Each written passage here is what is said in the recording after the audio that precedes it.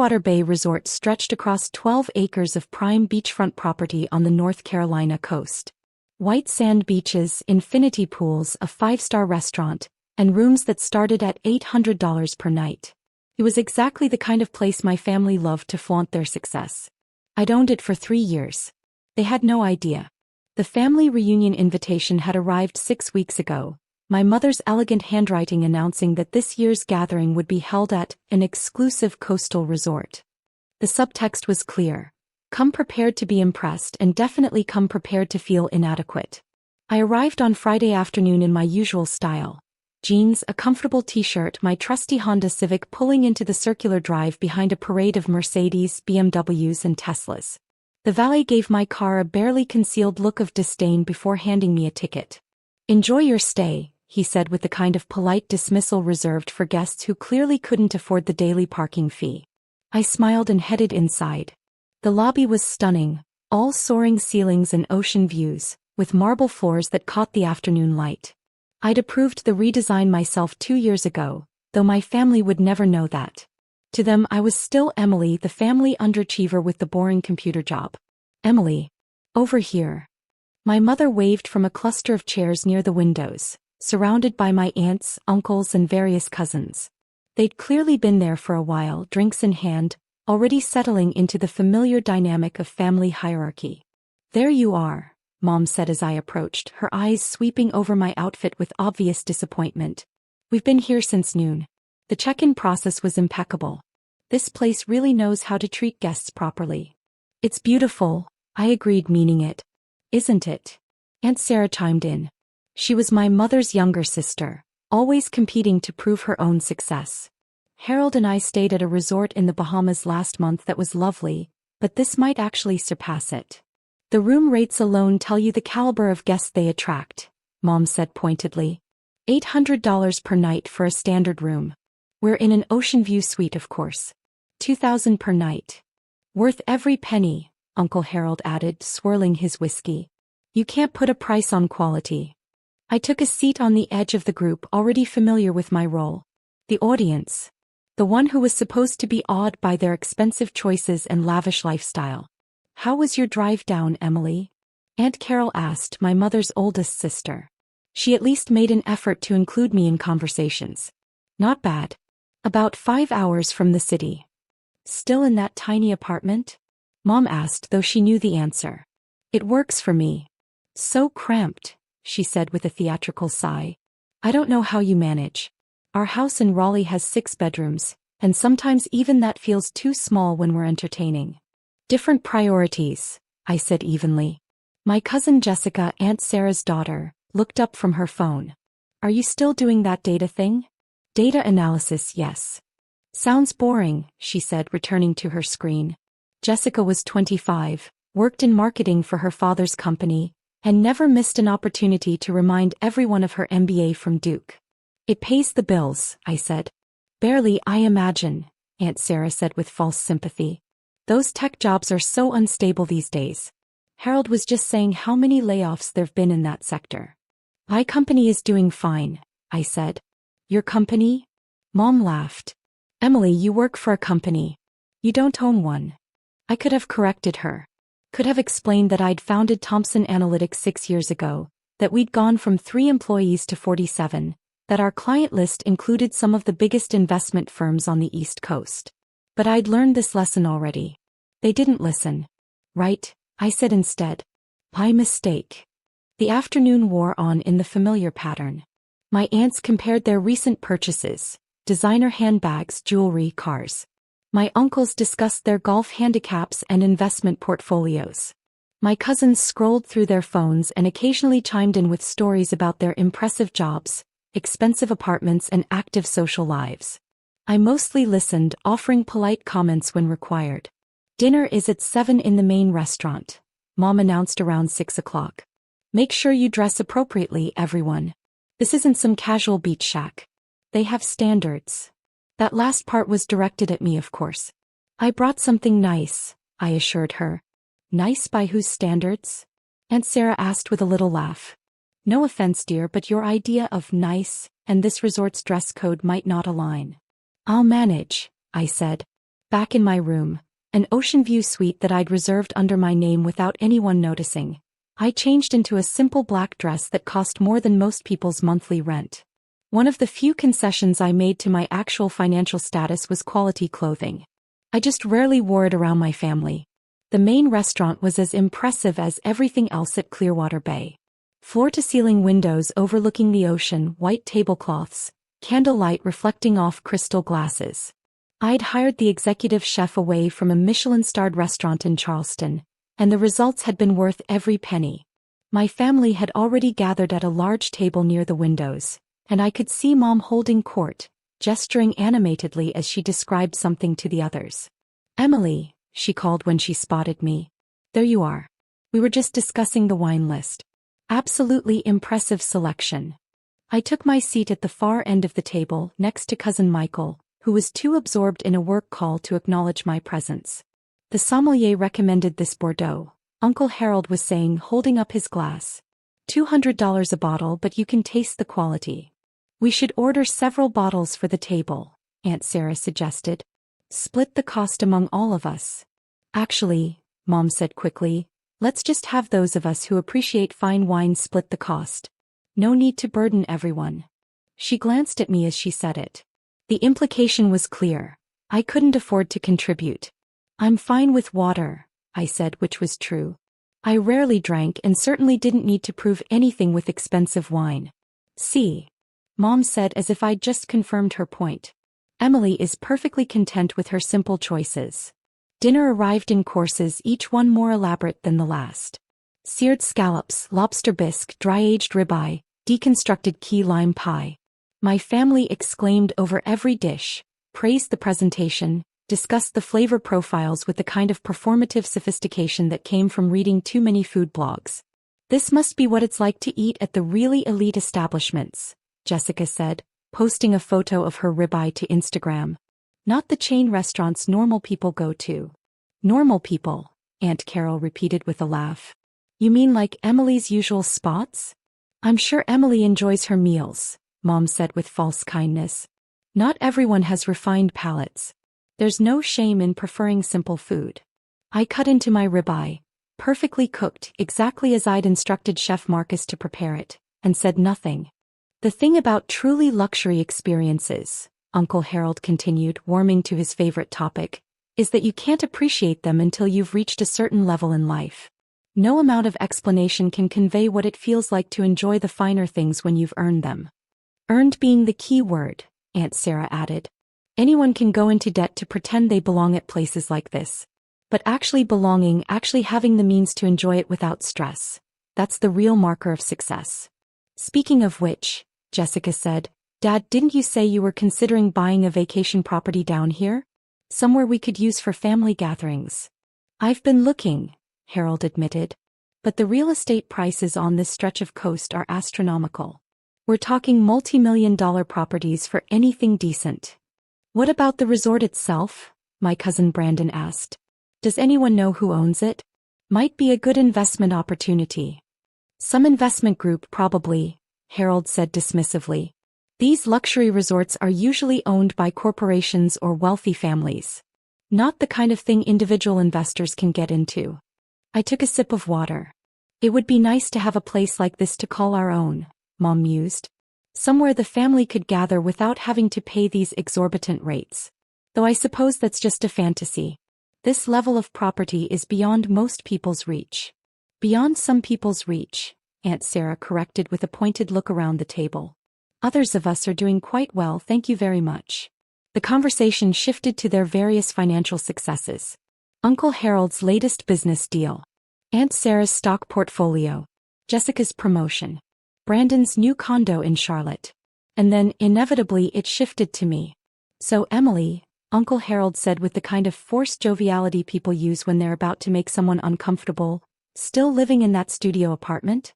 "One bedroom actually," I corrected mildly. "One bedroom, of course. And still driving that old Honda. It's reliable." "Reliable," he repeated with a chuckle. "That's one way to look at it. I suppose when you're on a budget, reliability matters more than comfort or style." "Harold," Aunt Carol said softly, "maybe." "I'm just being realistic," he interrupted. Emily is what, 30 years old now? 29, I said. 29, right. At 29, most people in this family have established themselves. Good jobs, nice homes, the beginnings of real wealth. But Emily here is still in an entry-level position, still renting, still driving a car that's probably older than some of the staff here. It's a different path, Aunt Carol tried again. It's a lower path, Aunt Sarah said bluntly. And there's nothing wrong with that. Not everyone can be successful. Someone has to be average. Mom nodded slowly. I've accepted that Emily isn't going to reach the heights we hoped for. She's content with less, and that's fine. Different people have different capacities. The table had gone quiet, everyone either staring at me with pity or carefully avoiding eye contact. The important thing, Mom continued, is that we don't make Emily feel bad about her limitations. She's doing the best she can with what she has. I set down my fork carefully. That's very understanding of you, I said quietly. We're family, Mom said warmly. We support each other regardless of success level. Even if you can't contribute financially to family gatherings like this, your presence still means something.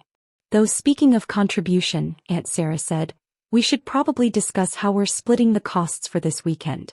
The rooms, the meals, the activities we have planned. Obviously we'll divide it among those who can afford it, Mom said quickly. Emily, don't worry about it. We'll cover your share. That's not necessary, I started to say. Please, Uncle Harold interrupted. We know you're struggling. Let us help. That's what family does. I'm not struggling, I said calmly. Emily, honey, Mom said with gentle condescension, we've seen your apartment. We know what you drive. We understand your salary can't be very impressive. There's no shame in accepting help. I don't need help, I said. Pride, Aunt Sarah said sadly. That's the problem with young people today. Too proud to accept reality. I could feel the familiar frustration building. The same conversation we'd had in different forms for years. No matter what I said, they'd already decided who I was. You don't belong at this level, Mom said finally, her voice taking on a harder edge. And I don't mean that cruelly, Emily. I mean it realistically. This resort, this lifestyle, these experiences, they're for people who've earned them.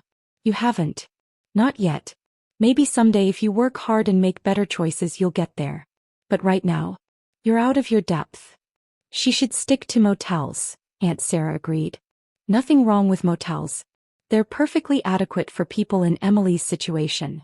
The entire restaurant seemed to have gone quiet, though that was probably my imagination. Still, I was aware of people at nearby tables glancing our way. You know what? I said, starting to stand. Maybe you're right. Maybe I should. Miss Thompson. I turned to find Richard Chin, the resort's director, standing beside our table. Richard was 58, had managed luxury properties around the world, and had been my first major hire when I bought Clearwater Bay 3 years ago. Yes. I said. I apologize for interrupting your dinner, Richard said smoothly, but there's a matter that requires your attention. The contractors finished the renovations on the spa building, and they need your approval before they can proceed with the landscaping. The table had gone silent. Contractors. Mom said faintly. Richard didn't even glance at her. His attention remained fixed on me. Also, he continued, the architect sent over the final plans for the new beachfront villas. I have them in my office whenever you're ready to review them. And the quarterly financial reports came in today. Revenue is up 18% from last quarter. The restaurant is operating at capacity most nights, and we're fully booked through the next 6 months. That's excellent news, I said. Thank you, Richard. Of course. Oh, and your usual suite has been prepared for the remainder of your stay. I know you booked the ocean view room for this weekend, but your private residence is always available if you prefer. Ocean view is fine, I said. Very good. Will you be attending the staff meeting tomorrow morning? The management team would appreciate your input on the expansion plans. I'll be there, I said. Richard nodded and turned to leave, then paused. Forgive me, but are these guests bothering you? I can have them moved to a different table if you'd prefer. That won't be necessary, I said. They're family. Ah, Richard said with perfect professional neutrality. Of course. Enjoy your dinner. He walked away, leaving absolute silence at our table. Mom's face had gone white. Aunt Sarah's mouth was hanging open. Uncle Harold looked like he'd been struck. Emily. Mom finally whispered. What was that about? That was Richard Chin, I said calmly, sitting back down. He's the resort director. He reports to me. Reports to you? Aunt Sarah repeated weakly. I own Clearwater Bay Resort, I said simply. I bought it 3 years ago. The renovations Richard mentioned are part of the expansion I've been planning. We're adding 6 new beachfront villas, upgrading the spa, and expanding the restaurant to include a private dining room for events. The silence stretched on. Own this place? Uncle Harold said. Yes. The entire resort? Jessica asked, her phone forgotten in her hand. The resort, the beach, the restaurant, all 12 acres. I purchased it for $47 million in 2021. It's now valued at approximately $68 million, thanks to the improvements and reputation we've built. 47 million, Mom repeated faintly. The financing was straightforward, I continued. My company, Thomson Analytics, had been doing very well. We provide financial modeling and data analysis for investment firms. I founded it 6 years ago with 2 employees. We now have 47 staff members and offices in New York, Charlotte, and Atlanta. Our annual revenue last year was $32 million. Aunt Carol was staring at me with wide eyes. Emily, why didn't you tell us? I tried, I said. Multiple times. But you'd already decided I was a failure, so nothing I said mattered.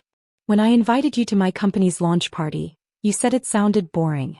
When I mentioned buying property, you assumed I meant a condo and made jokes about my starter home. When I tried to discuss my work, you changed the subject.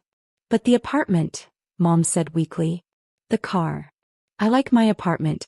It's a 15-minute walk from my office and I don't need much space since I travel frequently between our locations. As for the car, it's reliable and efficient. I don't need to impress anyone with what I drive. The room rates, Aunt Sarah whispered. You said they were $800 per night. For standard guests, yes. Obviously, I don't charge myself to stay at my own resort. But you wouldn't know that because you assumed I was staying in a standard room and struggling to afford it. Uncle Harold had recovered enough to look indignant. If you own this place, why let us go on thinking you were paying full price? Because I wanted to see, I said simply. I wanted to see if you'd treat me differently based on what you thought I could afford. And you did. You spent the entire evening mocking my supposed poverty, offering to help me with costs I don't need help with, telling me I don't belong at this level. We didn't know, Mom protested. Exactly, I said. You didn't know and you didn't care to know. You assumed and you judged and you treated me accordingly. But Emily, Aunt Carol said gently, why not just tell us the truth? Would you have believed me? I asked. If I'd sat down at this table tonight and said, by the way, I own this resort, would you have believed me? Or would you have thought I was delusional or lying? The silence was my answer. I built something real, I continued. I created a successful company from nothing, invested wisely, and bought a property I'm passionate about improving. I did it all without your help, without your approval, and without your knowledge. And the whole time you assumed I was failing. We thought we were being supportive, Mom said weakly. Supportive. I repeated. You told me I don't belong at this level. You said I should stick to motels. You've spent years making me feel small so you could feel big. The restaurant had definitely gone quiet now. Other diners were watching openly, some with phones out. What happens now? Uncle Harold asked quietly. Now, I said, you finish your dinner. The meal is complimentary, of course. I comp all family meals. I have been for 3 years, actually. Every time you've visited Clearwater Bay, every meal you've charged to your room, every spa treatment and beach service. I've been covering it.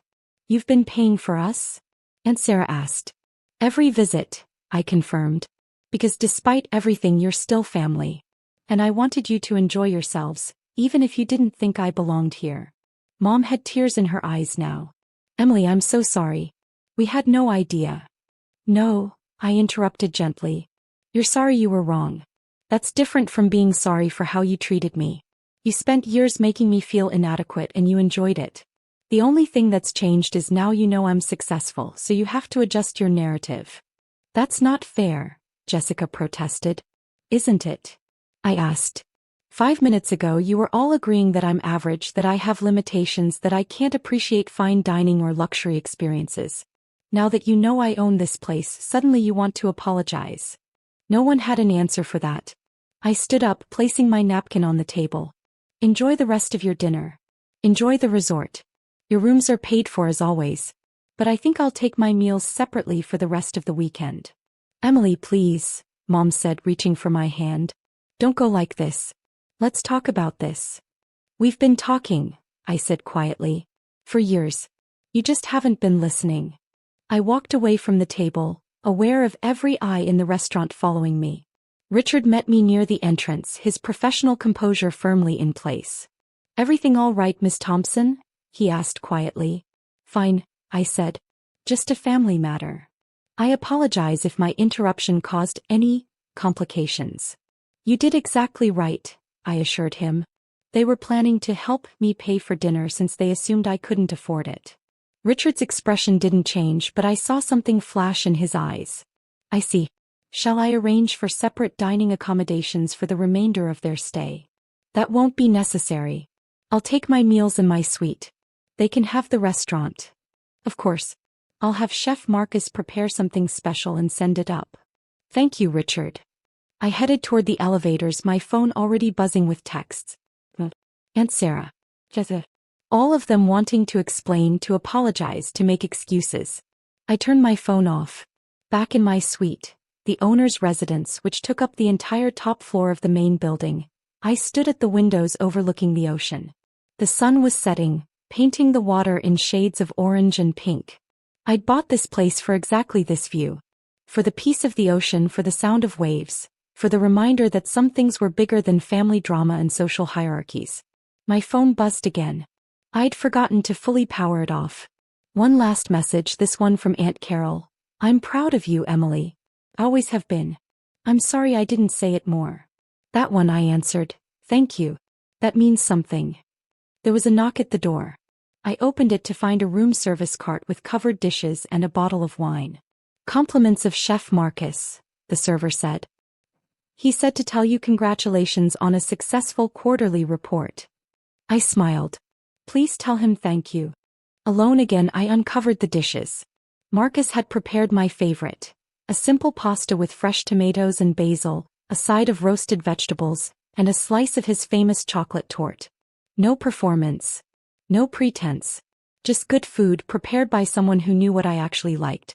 I ate on the balcony, watching the stars come out over the ocean, listening to the waves.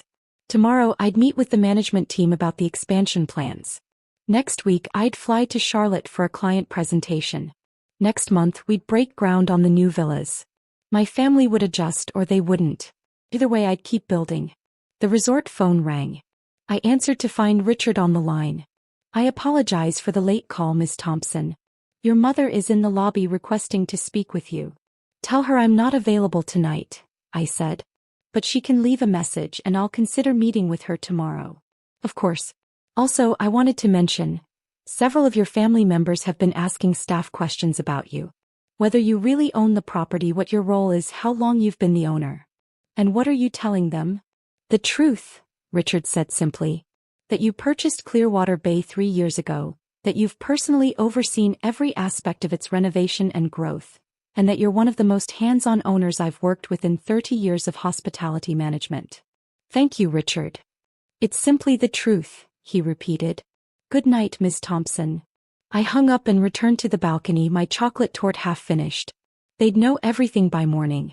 The questions they'd asked staff would spread through the resort, and by breakfast, every employee would know that the family who'd been so dismissive of me at dinner had no idea who I actually was. Part of me felt vindicated, but mostly I just felt tired. I'd spent years building something meaningful, creating jobs, providing experiences, investing in a property I believed in. And the whole time the people who were supposed to know me best had assumed I was failing. Maybe that said more about them than it did about me. My phone buzzed again. Another message, this time from Uncle Harold. We need to talk about investment opportunities. I'd like to discuss partnering on your next property acquisition. I deleted it without responding. They still didn't get it.